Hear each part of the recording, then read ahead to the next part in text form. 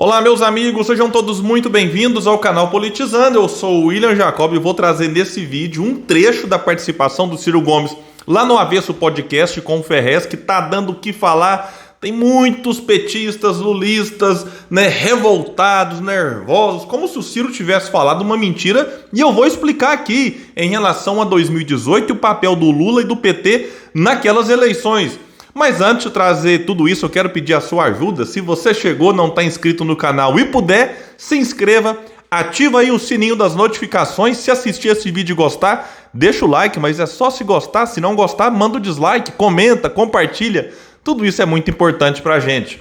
Pessoal, é o seguinte, o Ciro ficou lá mais de 2 horas, quase 3 horas no Avesso Podcast, um podcast do Ferrez, que eu tinha falado aqui já de uma participação do Ferrez lá no Monarch Talks, em que o Ferrez, inclusive, saiu em defesa do Ciro Gomes diante daquele episódio com o Gregório do Vivier, reconhecendo que o Greg News sobre o Ciro faltou com respeito em relação ao Ciro, faltou com respeito em relação à luta da militância, e ali o Ferrez tinha dito que esperava que o Ciro Gomes fosse no podcast dele, também tinha feito convite para o Lula, mas que até aquele momento nenhum deles tinha ido. E o Ciro foi lá ontem, no dia 7 de julho, uma participação muito boa, eu já assisti. Tá tendo uma repercussão gigantesca, muitas visualizações. Quando eu parei para gravar, tava com quase 50 mil views no canal do Ferrez. Até é bom a gente reforçar aqui. Quem quiser se inscrever, tem uma pegada bacana, convida vários políticos, pessoas ali também, enfim, que fazem um trabalho bacana, na periferia. Então, realmente é um trabalho que vale a pena a gente reconhecer aqui. É um canal que está ali com 30 e poucos mil inscritos, então teve um alcance muito grande. E vamos ver se outros candidatos vão aceitar o convite, por exemplo, Lula. Eu duvido muito, até porque o Ferrez tem feito algumas críticas, inclusive em relação a essa aliança com o Geraldo Alckmin. E o Ciro falou de muitas propostas, uma participação, como eu disse, bem interessante, mas o Globo, no Twitter, decidiu fazer um corte de pouco mais de 1 minuto do Ciro falando sobre o papel do Lula nas eleições de 2018. E aí tem muita gente revoltada agora com isso. E o Globo colocou na legenda: em entrevista ao Avesso Podcast, Ciro Gomes diz que Lula planejou entregar o Brasil para o Bolsonaro para dar no que deu. Porque aí ele volta agora sem precisar explicar roubalheira e crise econômica. Bom, isso aqui não me assustou em nada. Primeiro que o Ciro fala isso aqui há muito tempo, não é de agora. E quanto mais o tempo passa, mais óbvio essa frase do Ciro aqui me parece.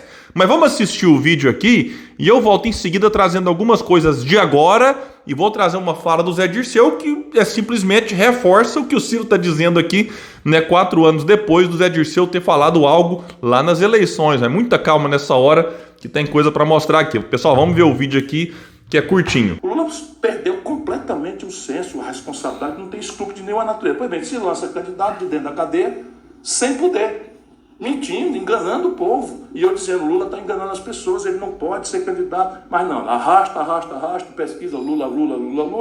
Bolsonaro vem para cima, porque é o anti-Lula, é o anti-crise econômica, é o anti-esculhambação, é o anti-corrupção, mentindo, porque o sistemão protegeu ele, como já tinha feito com o Paulo lá atrás. WhatsApp, usando ferramenta. Todo mundo fazendo não sei o que. E olha, ei, rapaz, presta atenção, como estou fazendo hoje. De novo, está aí a mesma armação. O Lula ressuscitou o Bolsonaro.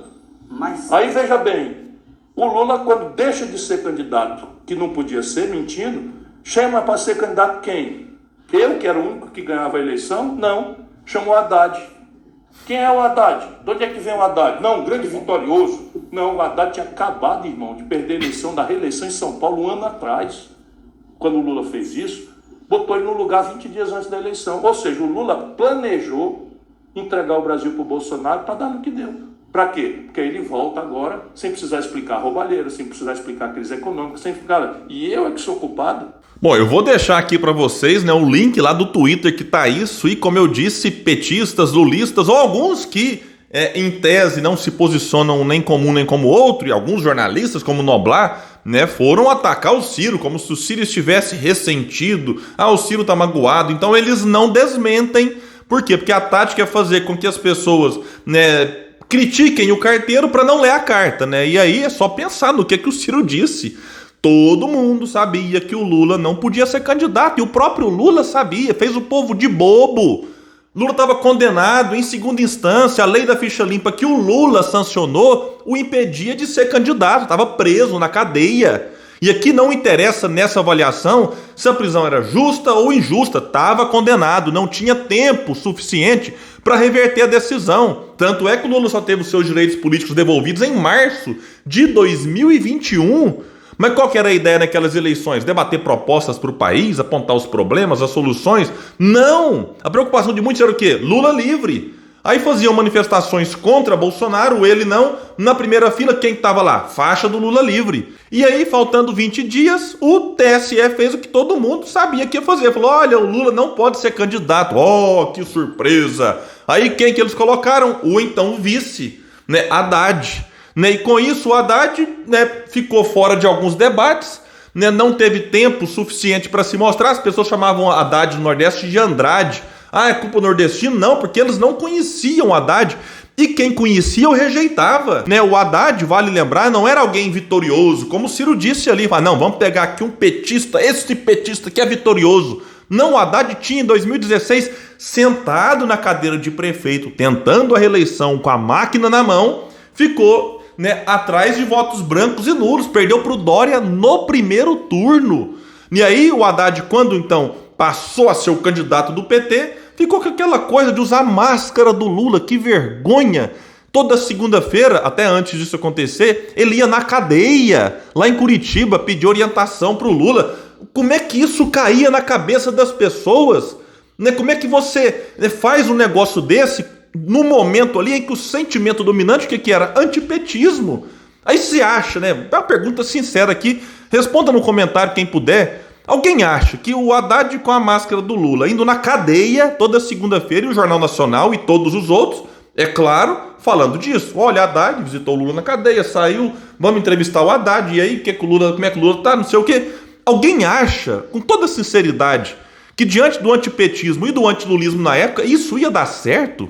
A chance de dar certo era zero. Então eles sabiam disso. Mas, para quem acha que o Ciro tá exagerando, não, mas o que é isso? O PT está preocupado com o país, o Lula está preocupado com o povo, com o fascismo, com o risco à democracia. É só ver o Lula o que ele fez depois das eleições. Sabe quantos pedidos de impeachment do Bolsonaro o Lula assinou? Zero, nenhum. O Ciro acho que assinou 2 ou 3. Ah, mas William, mas o Lula não assinou impeachment, mas foi em vários protestos pelo Fora Bolsonaro. Não foi em nenhum. Pelo contrário, foi desmobilizando. Tem matéria do Lula no começo de 2021 falando que não tem tempo para impeachment, não sei o quê. E a petezada repetindo isso. Tempo tinha. O que não teve foi vontade política daquele que é a maior liderança da esquerda da América Latina ou do universo, segundo alguns aí. Então, se a luta é contra o fascismo, contra o risco à democracia, o que custava o Lula, pelo menos de uma forma simbólica, assinar um pedido de impeachment, convocar as pessoas de uma maneira assim, como ele já fez no passado contra Fernando Henrique, contra outros ex-presidentes? Mas não, será que ele pensa que Bolsonaro é menos pior do que os outros? Então a ideia era assim, deixar o país sangrar, o povo se lascar para voltar depois. Tá dando certo a estratégia até agora. E para quem acha que o Ciro tá exagerando, que eu tô falando demais aqui, eu vou deixar um link no comentário fixo de uma matéria do Globo do dia 7 de outubro de 2018, entre o primeiro e o segundo turno. Vai dizer lá o seguinte: o ex-ministro José Dirceu, aquele mesmo, que já foi condenado na Lava Jato, tem comparado o segundo turno entre Haddad e Bolsonaro à sangrenta batalha de Stalingrado, com 3 meses de duração. Ela foi um marco da Segunda Guerra Mundial, em 1942, quando os soviéticos derrotaram as tropas alemãs de Hitler. No entanto, o petista tem defendido, vejam isso, que a derrota pode ser o caminho de sobrevivência. Em rodas restritas, ele afirma que, se for para Haddad ser eleito e não conseguir governar, como aconteceu com Dilma Rousseff, que sofreu impeachment em 2016, é melhor que o partido perca as eleições. Parte da sigla concorda com Dirceu e defende que o PT deixe o país sangrar com Bolsonaro, para voltar em um ambiente com menos rejeição e se viabilizar como opção dos eleitores. Então isso aqui, insisto, 2018... é a velha tática do quanto pior, melhor. Desastra o país e o povo para o Lula aparecer como o salvador da pátria. O Lula ficou contra Tancredo Neves, o PT ficou contra a Constituição, contra o Itamar, contra o Plano Real. E agora sabotou o impeachment o quanto pôde. Porque a cabeça de muitos ali é o seguinte: é melhor o PT perder liderando o campo progressista do que ganhar sendo liderado. Esse é o ponto. Porque, como o Ciro disse nos vídeos, o Ciro derrotaria Bolsonaro, né? As pesquisas mostravam isso e era uma coisa óbvia. Por quê? Porque o Bolsonaro não era um candidato com uma grande ideia, um grande projeto, um grande histórico.